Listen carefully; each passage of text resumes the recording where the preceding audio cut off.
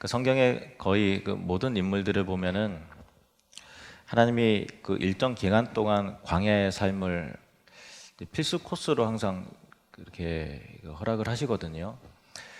예수님이 그랬죠. 예수님께서 공생의 삶을 시작하시기 전에 성령께서 예수님을 이끌어서 광야로 보내세요. 그래서 40일 동안 금식하여 줄이게 하신 이후에 마귀의 시험을 이제 받도록 통과케 하십니다. 그리고 그 이후에 이 복음을 증거하면서 그리스도의 그 사역의 삶을 살게 하십니다. 살게 되시죠. 그래서 사도 바울도 그랬습니다. 예수님을 만나서 회심을 하는데 그 이후에 아라비아 광야로 들어가고 또 그 이후에는 또 길리기아 다소 고향 집으로 들어가서 칩거하면서 그 외부 세계와의 단절을 거의 10년 동안 그런 경험하게 돼요.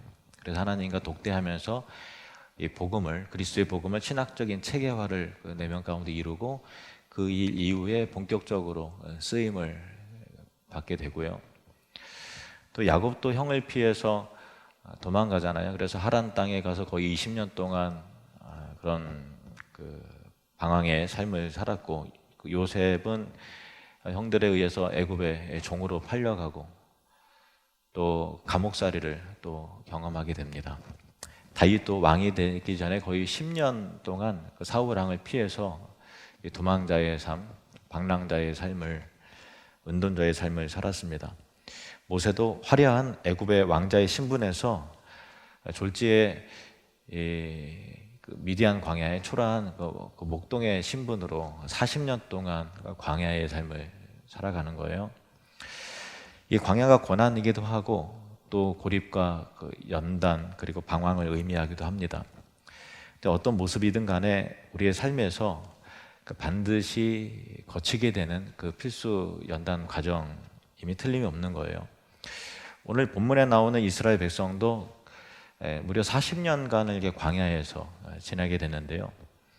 이 광야의 삶의 그 40년간 광야의 삶이 시작되는 그 계기는 이스라엘 백성들이 가나안 땅에 들어가는데 그 앞에 가데스 바네아라는 곳에 이르게 됐어요. 이제 건너가면 가나안 땅인데 먼저 이제 정탐꾼을 보내서 그 땅을 이제 파악을 하는데 10명의 정탐꾼은 그 땅을 혹평을 합니다. 여호수아와 갈렙은 약속의 땅이고 또 젖과 꿀이 흐르는 땅이고 그렇게 믿음으로 또 사실 그대로 이렇게 말을 하는데 그 땅을 혹평한 10명의 정탐꾼의 소리가 더 설득력이 있었던 거예요. 이스라엘 백성들에게는. 그래서 밤새도록 부르짖고 눈물을 흘리고 통곡을 하면서 하나님께서 우리를 여길로 보내서 우리를 다 죽게 하신다고, 차라리 애굽으로 돌아가는 게 낫겠다고 하면서 원망하고 불평합니다.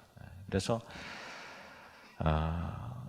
이 하나님의 명령을 이렇게 이 백성들이 거역한 것이 발단이 돼서 그 징계의 의미에서 40년 동안 광야 생활이 시작이 되는 거거든요. 근데 성경은 그럼에도 불구하고 이 모든 것이 하나님의 의도와 계획 가운데 있었다라고 말씀하고 계셔요. 오늘 본문 2절 말씀 상반절을 한번 보시겠습니다. 네, 하나님 여호와께서 이 40년 동안에 내게 광야의 길을 걷게 하신 것을 기억하라. 그러니까 이 광야의 삶의 주체가 누구냐? 하나님이셨다는 거. 하나님이 40년 동안 내게 광야의 길을 걷게 하셨다. 그것을 기억해라. 이렇게 말씀하고 계세요. 그러니까 인간의 잘못에 의한 그 징벌의 측면이 그 정황상 맞긴 하지만은 인간의 잘못과 죄악과 그 실수마저도 분명히 하나님이 사용하셔서 하나님의 의도를 가지고 광야의 프로젝트를 실행시켜 나가신 것이다 라고 하는 내용인 거예요. 그러니까 우리의 삶의 고난의 종류를 보면은 자기 자신의 잘못에 의해서 또 실수에 의해서 죄악으로 인해서 벌어지는 고난들이 분명히 있어요. 아니면은 가족의, 나는 아니지만 아버지 때문에 또 자녀로 인해서 온 가족이 같이 고통을 겪게 되고, 누가 이제 병에 걸려서 수술하게 되면 그 돌봄과 그런 여러 가지 상황에 의해서 다 같이 어려움을 겪게 되는 그런 일들도 있고, 아니면 누군가의 뭐 잘못이라든가 불행이 아니라 여러 가지 세상이 흘러가는 그런 일들에 의해서, 예를 들면은 코로나 팬데믹 상황 속에서 우리가 지난 3년 동안 다 같은 어려움을 겪었잖아요. 그리고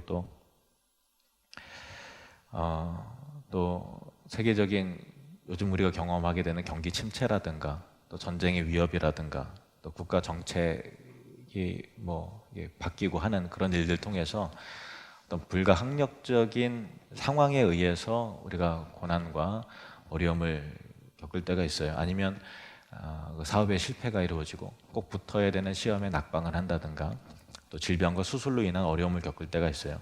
하지만 종류의 여러 가지든 간에 그 어떤 것도 하나님의 그 주권 또 하나님의 섭리와 상관없는 별개의 일이 우리 삶 가운데 일어나는 일은 하나도 없다, 그거예요. 그러니까 광야의 프로젝트의 주체는 누구시라고요? 하나님이시다라는 것을 오늘 본문을 통해서 우리가 확인하게 되는 거예요. 저는 어렸을 때 아버지가 빚보증을 잘못 서시는 바람에, 예수님 믿기 전이에요. 잘못 서시는 바람에 경제적인 고통을 그냥 어렸을 때부터 계속 오랜 시간 겪었어요. 그래서 어렸을 때 늘 종종 부모님에게 하는 말이 우리 빚 얼마 남았어요? 계속했어요. 안 그래도 힘들어 죽겠는데 자식이 한 달에 한 번씩 빚 얼마 남았냐 뭐 계속 물으니까 그게 또 짜증나고, 지금 생각해보면 되게 마음이 불편하셨을 것 같아요. 우리 빚 얼마 남았어요? 그러니까 줄어드는 것 같으면 기분이 좋아지고 더 늘었어? 그러면 또 기분이 안 좋아지고.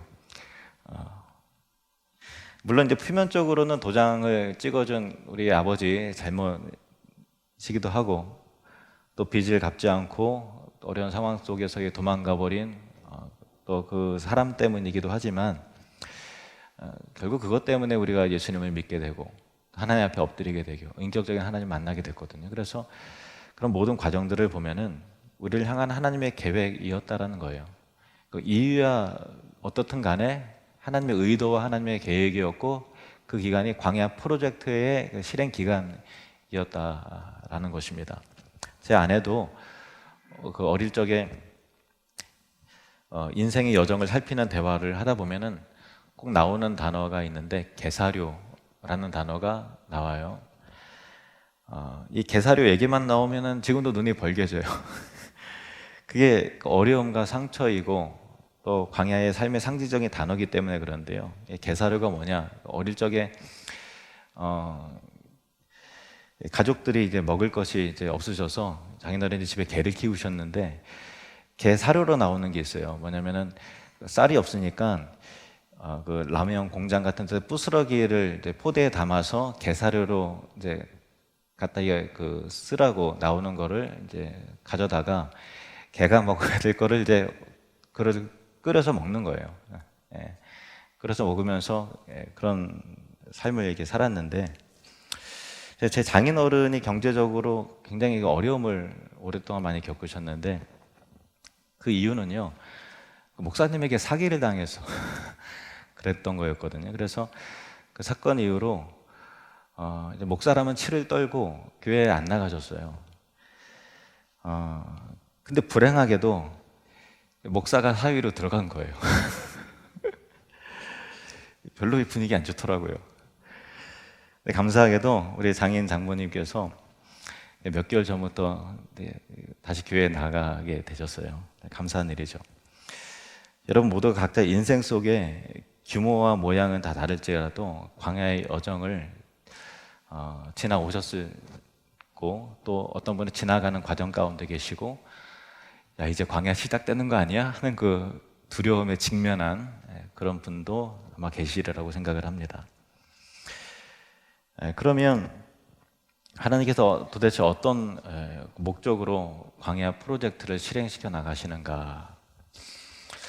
그리고 우리가 어차피 겪어야 되는 일이라면은 어떻게 잘 통과할 수 있을까라고 하는 그 고민들이 있으실 거예요. 지금 뭐 전 세계적으로 누구나 예외 없이 물론 나는 괜찮은데 하시면 정말 다행이고요. 근데 대부분의 사람들이 전기 요금 오르고 또 기름값 오르고 가스비 올라가고 은행 대출 막히고 또 만기되는데 오히려 줄어들고 금리 오르고 부동산 폭락하고 또 어디에 또 투자했는데 완전히 다 막 그런 상황이고 그래서 대부분 다 그 어려움을 많이 겪는 그런 시기잖아요. 그러니까 전 세계 사람들이 통째로 이제 광야 프로젝트에 들어가는 그 시기 속에서 어떻게 하면 살아남을 수 있을까 하는 그런 고민들을 하시게 될 것 같아요. 이거에 대한 답을 우리가 말씀을 통해서 우리가 찾기를 원합니다. 2절 말씀을 다시 보시겠습니다. 2절 시작. 내 하나님 여호와께서 이 40년 동안에 내게 광야 길을 걷게 하신 것을 기억하라. 이는 너를 낮추시며 너를 시험하사 내 마음이 어떠한지 그 명령을 지키는지 지키지 않는지 알려 하심이라. 이 시험하사라고 나오는데 성경의 시험이라고 하는 단어에 각각 다른 의미의 두 종류의 방향성을 가져요. 첫 번째는 사람이 하나님을 향한 방향성을 갖는 거예요. 이 시험이란 단어가 하나님을 대적하고 하나님을 거역하면서 하나님을 시험하는 그런 일이 벌어지는 거죠. 출애굽기 17장에 보면은 그런 말씀이 있습니다. 그가 그곳 이름을 마사 또는 무리바라 불렀으니 이는 이스라엘 자손이 다투었음이요 또는 그들이 여호와를 시험하여 이르기를 여호와께서 우리 중에 계신가 안 계신가 하였습니다. 누가 누굴 시험해요? 하나님을 시험했다는 거예요. 누가? 사람들이. 그러니까 우리가 보통 저 집사님 시험 들었어 요즘 장난 아니야 막 그런 얘기 하면 이게 그런 거예요. 그러니까 하나님을 향해서 마음이 상하고 마음이 틀어지는 거예요. 그래서 불평과 불만이 막 쏟아지게 되고 막 비난이 막 난무하게 되고 또 그런 거죠. 결국 그래서 이제 불만을 품고 감사를 잃어버리고 시험 잔뜩 들어서 하나님 반대편에 서려고 하고 하나님을 진노케 하는 그런 겁니다. 근데 그 발단은 환경이 아니라는 겁니다. 사람이 아니라는 거예요. 성경은 분명히 그 욕심 때문이다. 그 사람의 악함 때문이다. 이렇게 말하고 있어요. 야고보서 1장 14절 말씀. 시작. 오직 각 사람이 시험을 받는 것은 자기 욕심에 끌려 미혹됨이니 자기 욕심에 끌려 미혹됩니다. 이 여기서 말하는 시험은 어떤 방향성이냐? 사람이 하나님께로 향한 그 방향성을 가질 때 시험 들었다. 뭐 그런 내용이에요.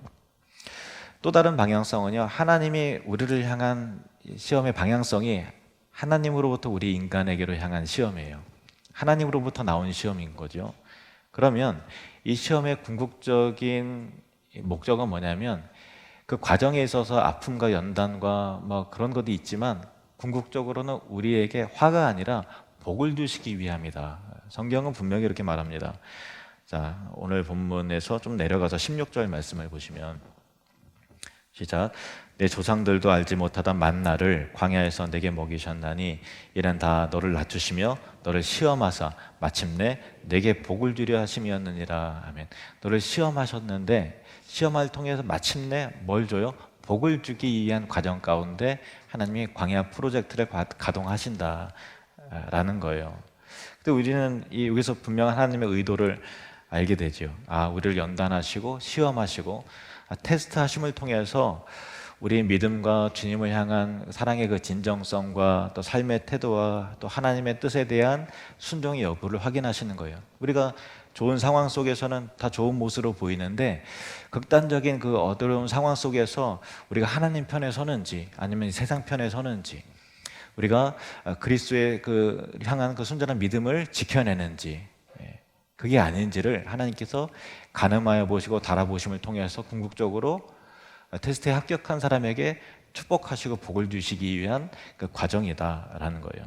마치 하나님이 아브라함을 시험하시잖아요. 그래서 하나님께서 아브라함을 시험하시면서 내 사랑하는 독자 아들 내 이삭을 내가 지시하는 한 산으로 가서 나에게 그 번제물로 바치라. 말도 되지 않는 요구를 이렇게 아브라함에게 하시는 거예요. 아브라함이 순종해서 갑니다.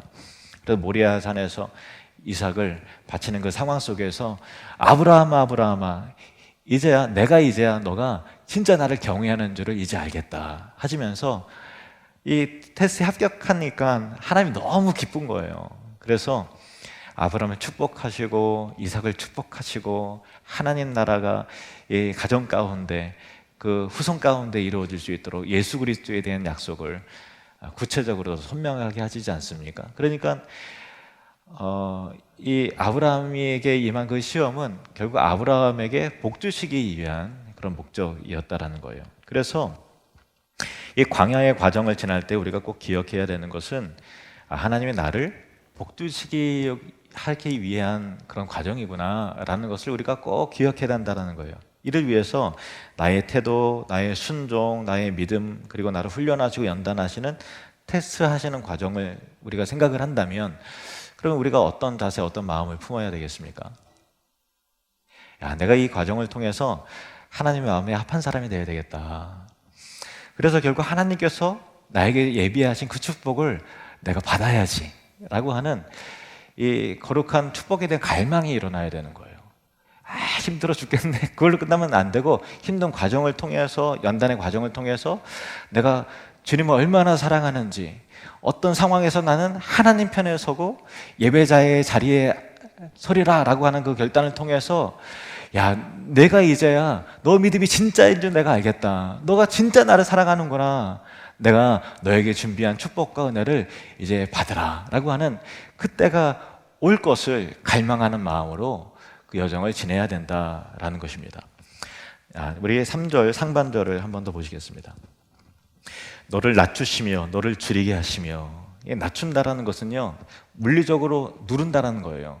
압박하고 괴로운 과정으로 하나님께서 몰아넣으신다라는 그런 의미입니다. 줄이게 한다는 것은 식량을 비롯해서 각종 결핍을 경험하는 그 상황인 거죠. 이스라엘의 김수호 선교사님과 이야기를 나눴는데, 그 선교사님이 광야의 삶을 실제로 며칠 이렇게 살아보니까, 진짜 이스라엘 백성들 마음이, 불평과 원망했던 이스라엘 백성들의 마음이 충분히 그랬겠구나. 나 같아도 그랬겠다 생각될 정도로 밤에는 너무 춥고 낮에는 너무 덥고 뜨겁고 황량하고 먹을 게 없고 너무 위험하고 하는 그런 상황 속에서 이스라엘 백성들이 여기서 40년을 살았다고 하는 게 이해가 되지 않을 정도로 정말 그 최악의 상황이었다라는, 오히려 이 이스라엘 백성들이 이해가 됐다라고 하는 이야기를 들은 적이 있었습니다. 그 고난과 연단의 최악의 상황, 정말 두림과 결핍이 있는, 목마름이 있는 그 상황을 40년 동안이나 하는 거죠. 40년이라는 게 말이 40년이지 인생의 거의 전부를 소진하는 거 아닙니까? 절반을 광야에서 보내는 거예요. 얼마나 힘든 고난인지 몰라요. 이 고난을 통해서 우리의 마음을 확인하는 거예요. 그래서 사람은 고난을 마주할 때 진심이 나오고 본성이 나오지 않습니까? 속마음이 나온다는 거예요. 어려움 없이 평할 때는 다 좋은 사람이에요. 우리 하늘님께 성도들 얼마나 다 좋아요. 어렸을 때 진짜 예수 믿는 사람이 최고야 이런 마음이 들고, 너무나 신사적이고 너무나 아름답고 인격적으로 훌륭해, 그런단 말이에요. 그런데 진짜 어려운 상황이 마주할 때, 배고프고 목마를 때, 두려운 상황이 생길 때, 정말 억울한 상황이 생길 때, 그 사람의 속마음이, 그 사람의 혈기가, 믿음의 내용이 이 수면 위로 올라오게 되는 거죠. 마치 이제 깨끗한 물로 보이는데 막대기를 휘 저으면 바닥에 있는 오물과 찌끼가 올라오듯이 그런 상황이 된다는 거예요. 우리의 더러움, 우리의 혈기, 우리의 원망, 불평을 직면하게 되는 거예요. 바로 그 상황에서 그래도 하나님 편에 서는지 하나님의 뜻을 따르는지 하나님께서 그것을 보신다라는 거예요. 그리고 낮춘다라는 것은 말 그대로 튀어오르지 못하도록 낮춤을 통해서 교만하지 못하도록 하나님께서 낮춘다라는 의미도 있어요. 이게 왜 하나님 입장에서 중요한가 하면요, 교만한 사람은 하나님을 떠나기 때문에 그래요. 사탄도 교만해서 하나님을 대적한 것도, 타락하여 하나님을 대적한 자리에 선 것도 교만 때문이고, 아담이 타락한 것도 교만 때문이었습니다. 교만은 결국 하나님을 떠나게 만들고 겸손한 하나님을 찾게 만드는데, 우리가 교만하게 되면 세상 가운데 우리를 잃어버리게 되잖아요. 그리고 하나님과 원수가 되잖아요. 스스로 주인 노릇하고 스스로 하나님의 자리에 서는데 하나님과 어떻게 같이 가겠어요? 그러니까 교만하지 못하도록 우리를 계속 이렇게 누르시는 거예요. 이스라엘의 초대 왕인 사울도 처음에는 얼마나 괜찮은 사람인지 몰라요. 정말 용모도 뛰어나고 다른 사람보다 머리 한 사람이 클 정도로 장수와 같이, 그런데 성품도 너무나 순수한 청년이었단 말이에요. 하나님께서 그 왕이다라고 이제 지명해서 왕으로 지목되었을 때 자신 없고 부끄러워서 사람들이 자기를 찾지 못하도록 진보다리의 틈에 웅크리고 숨었던, 정말로 순박하고 어떻게 보면 참, 야, 이렇게 겸손한 사람이 있을까 싶을 정도로 그런 사람이었단 말이에요. 그런데 그랬던 그도 막상 왕이 된 이후에 몇 번의 전쟁에서 이기고 점점 국가가 체계가 정비가 되면서 위상이 달라지게 되고 내가 이룬 것들이 성취한 것들이 보이기 시작하니까 교만해서 하나님을 결국은 등지더라. 그 안타까운 그 사울 모습을 우리가 잘 알고 있지 않습니까? 그래서 신명기 8장 우리 좀 더 밑으로 내려가면은 하나님이 분명히 말씀하시는 내용이 있어요. 12절에서 14절 말씀. 내가 먹어서 배부르고 아름다운 집을 짓고 거주하게 되며 또 내 소와 양이 번성하며 내 은금이 증식되며 내 소유가 다 풍부하게 될 때에 14절 같이 읽겠습니다. 시작. 내 마음이 교만하여 내 하나님 여호와를 잊어버릴까 염려하노라. 하나님 염려하신 게 있어요. 너희를 잃어버리고 너희가 나를 잊을까 봐 내가 염려한다. 사람은 먹고 살만하면 등 따지고 배부르게 되면은 하나님을 잊어버리는 존재라는 거예요. 특별히 악한 사람이 그런 게 아니라 우리 존재 자체가 그렇다는 거예요.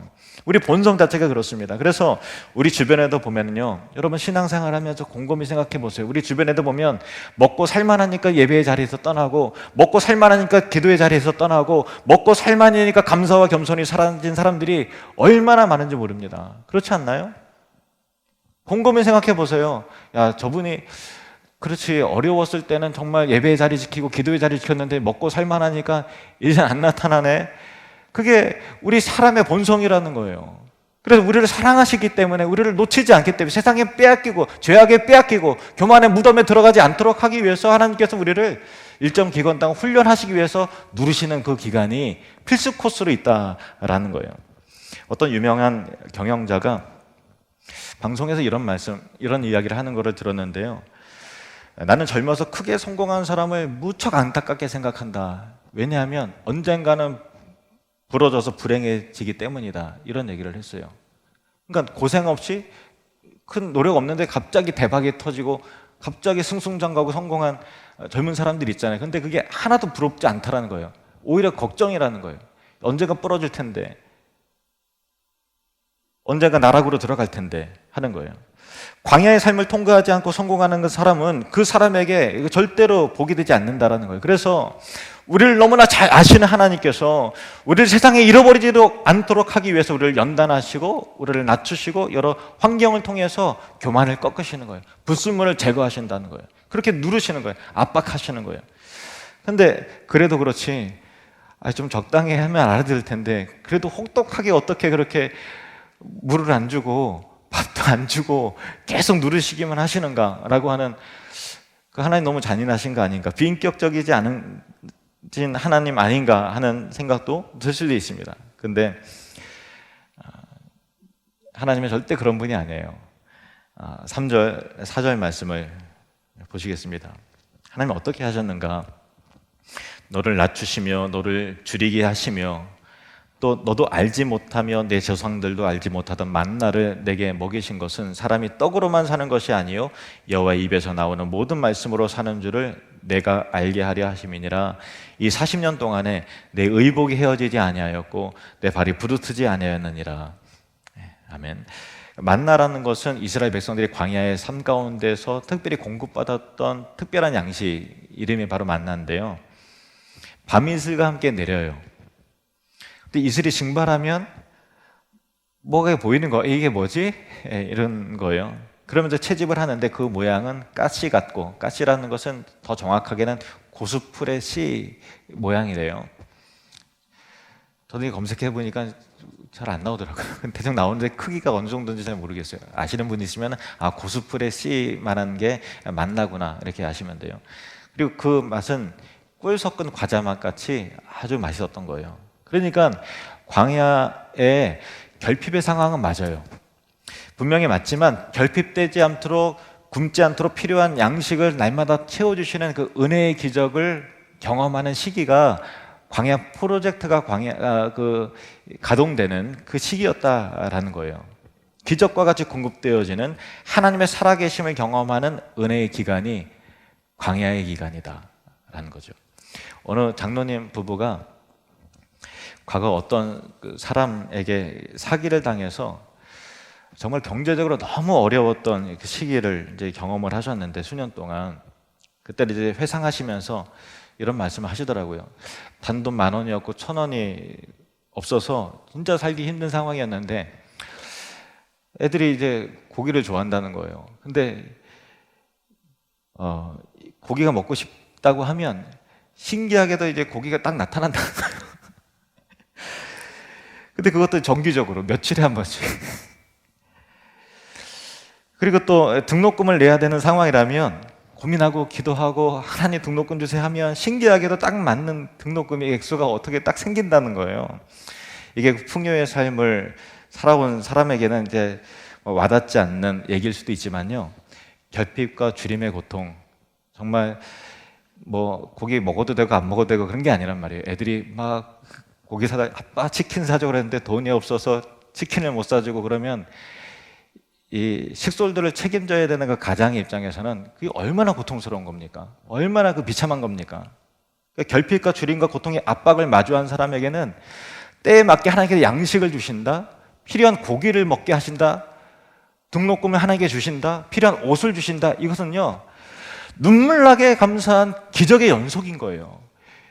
이 광야의 때에 이런 은혜가 있다라는 것입니다. 하나님의 살아계심을 경험하고 필요한 순간에 적재적소에 하나님의 필요한 양식을 채워주시는 기적의 하나님, 나를 세밀하게 돌보주시는 그 은혜 하나님을 경험하게 되는 그런 시기가 광야의 시기인 거예요. 그리고 이 40년의 기간 동안에 의복이 헤어지지 않고 발이 부르트지 않았다라는 거예요. 근데 가만히 생각해 보면 광야에서 40년 동안에 태어난 사람들이 있잖아요. 어려서부터 광야만 아는 사람들이 있단 말이에요. 그러면 늘 단벌 옷으로 살아가는 것이 일상인 사람에게는 옷이 한 번 입으면 원래 평생 입는 거 아닌가? 원래 헤어지는 거였어? 이거 전혀 모르는 거예요. 광야의 길을 걸을 때 발이 부르트지 않는다. 원래 발은 원래 앞만 걸어도 멀쩡한 거 아니었나? 이렇게 생각이 들 수밖에 없어요. 부르튼 경험이 없고 헤어진 경험이 없기 때문에 경험에 근거해서 살아보면 이게 감사의 조건이었는지 전혀 모른단 말이에요. 근데 이 기적처럼 안 느껴지는 것이죠. 근데 하나님께서 야, 그거 다 내가 옷이 헤어지지 않도록 하게 한 거야. 내가 너의 옷까지도 내가 다 간섭한 거고 그거 내가 다 발을 보호해줘서 그런 거야 하고 특별한 세밀한 돌봄의 역사였다고 말씀하시는 거예요. 그러니 사람들이 그제서야 아, 그랬던 거였구나 하는 것을 알게 되는 것이죠. 우리도 마찬가지입니다. 야, 너 건강한 거 내가 다 지켜줘서 그런 거야. 너 정말 밤에 걸렸었는데 내가 성령의 능력으로 병마를 다 소멸시켜 준 거지. 너 가난할 때 병원 한 번 안 갔잖아. 너 대수술 안 받도록 내가 해줬잖아. 그거 다 내가 다 간섭한 것이고 기적이고 은혜였다라고 말씀하신다라는 거예요. 다만 우리가 하나님의 그 섬세한 돌보심을 깨닫지 못할 따름이죠. 우리가 아둔해서 지금까지 하나님께 어떻게 지켜주셨는지 감지를 못한 거예요. 그냥 당연하듯 누려왔던 거예요. 그냥 그렇게 살아왔던 거예요. 그렇지만 하나님께서는 의복에 헤어지지 않도록 의식주 문제, 우리 삶의 섬세한 전혀 우리가 감각하지 못하는 영역까지도 하나님께서는 다 세밀하게 간섭하셔서 우리를 돌봐와셨다. 나는 그런 하나님이다라고 이 본문을 통해서 하나님이 자기 자신의 간섭을 돌보심을 말씀하시는 거예요. 우리의 삶에 이 광야 프로젝트가 진행될 때 하나님의 이런 섬세한 돌보심과 같은 기적과 같은 공급의 은혜가 있는 것입니다. 3절 말씀을 우리 보시겠습니다. 매우 중요한 말씀입니다. 시작. 너를 낮추시며 너를 줄이게 하시며 또 너도 알지 못하며 내 조상들도 알지 못하던 만나를 내게 먹이신 것은 사람이 떡으로만 사는 것이 아니요 여호와의 입에서 나오는 모든 말씀으로 사는 줄을 내가 알게 하려 하심이니라. 여호와의 입에서 나오는 모든 말씀으로 사는 줄을 내가 알도록 하기 위해서 나는 너에게 광야 프로젝트를 진행해 왔다라는 거예요. 하나님이 광야의 상황에 우리가 있으면 결핍을 마주한 거예요. 야, 이게 이번 달에 내야 되는데 어떡하지? 야, 이게 올랐으면 어떡하지? 라고 하는, 이거 어떡하지? 라고 하는 상황이 입버릇처럼 나오게 되는 그런 상황인 거죠. 근데 그 상황 속에서 날마다 만나를 통한 일용할 양식을 주시고, 또 밤에는 메추리아기와 같은 고기도 주시고, 또 목이 마르면 반석에서 신기하게 물이 막 생수가 터져 나오게 하시는 거예요. 밤에는 추울까봐 불기둥으로 이렇게 따뜻하게 덮여주시고, 낮에는 더워 죽는다고 막 아우성치니까 구름으로 가림막을 해주셔서 서늘하게 그렇게 온도까지도 맞춰주시는 그 놀라운 세밀한 간섭과 공급의 기적을 경험하는 것인데, 근데 하나님께서는 정말 그걸 통해서 원하시는 게 뭐냐? 하지만 그 떡만 보지 말고 궁극적으로 그 떡을 주시는 하나님, 반석에서 물이 나게 하시는 하나님을 바라보라는 거예요. 그가 누구신가? 그가 오늘날 내게 말씀하시는, 살아서 역사하시는 하나님이시라는 것입니다. 이 광야의 프로젝트가 진행될 때 반드시 배워야 하는 것이 있습니다. 하나님의 말씀이 내 삶의 방향이 되고, 말씀이 내 능력이 되고, 말씀이 내 생명이 됨을 훈련하고 배우는 기간이라는 것입니다. 그래서 하나님 우리를 절대로 떡으로만, 물질로만 사는 존재로 만들지 않으셨다는 것입니다. 이게 참 이상한 말 같지만, 광야 프로젝트가 진행될 때 사람들은요, 물질만 주목해요. 결핍에 대한 현실 문제만 주목한다는 거, 경제적인 거, 물질에 사람은 고난에 초점을 맞춥니다. 하지만 하나님께서, 우리가 하나님의 백성으로서 이때 반드시 배워야 하는 중요한 내용은, 사람은 고난과 위기와 결핍을 경험하는 시기에 하나님의 사람들은 물질로 사는 존재가 아니에요. 떡으로 사는 존재가 아니라 하나님의 말씀으로 살아가는 존재임을 다시 한번 확인하게 되고, 다시 한번 경험하게 되는 그 시기가 광야의 시기라는 것입니다. 전 세계 거의 모든 사람들이 거의 예외 없이 어려움을 겪는 특별한 시기인데요, 언젠가 이 어려움의 터널도 끝날 때가 올 겁니다. 그때 어떤 사람들은 이 여정 가운데서 그냥 주저앉는 사람도 있을 거예요.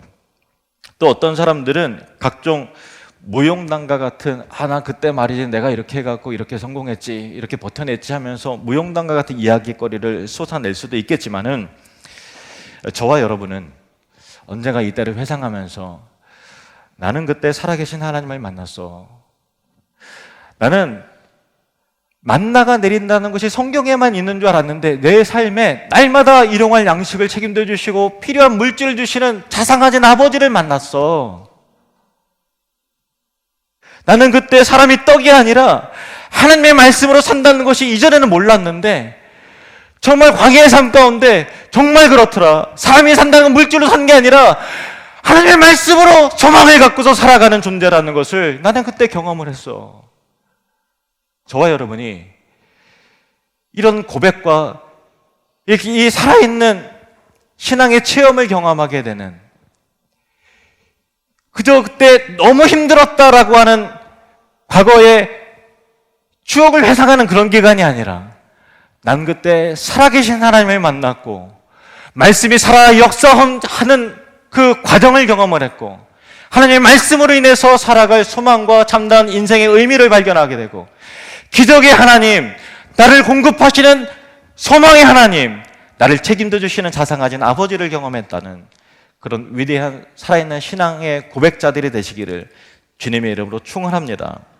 분명한 것은 여러분은 하나님에 의해서 진행되는 이 광야 프로젝트를 무사히 잘 통과하게 될 것입니다. 여러분은 혹 목마름과 주림을 직면하는 위기에서 야 어떡하냐, 야 어떡하지 라고 하는 그런 말이 자동으로 튀어나왔을 정도로의 벼랑 끝까지 가는 위기를 직면할 수도 있겠지만은, 오히려 모든 결핍을 채워주시는 하나님의 은혜와 돌보심을 경험하게 될 줄로 믿습니다.